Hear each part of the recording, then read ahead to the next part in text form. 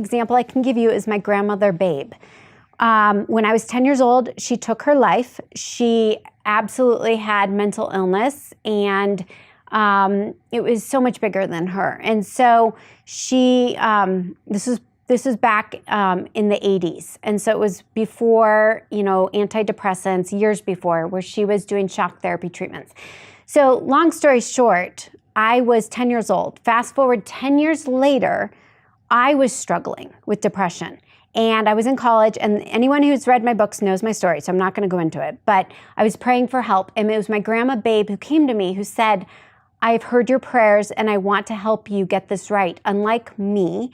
And so I want to help guide you, and I need your willingness to work with me from the other side. So she was explaining that it was a win-win, because if I allowed her to work with me and guide me through my automatic writing and meditations, she could then balance out her own negative karma for choosing whatever choices she made, which ultimately led to her death. And so that's what we did. And we worked together around the clock for 2 full years. And once I was healed, whole, and complete, and on my path, and aware that I was supposed to be using this gift for good and sharing it with others, she was then done. And she had been able to evolve to a higher level. And truly, I hardly ever hear from her anymore. She did her work, she balanced it out, and she moved on.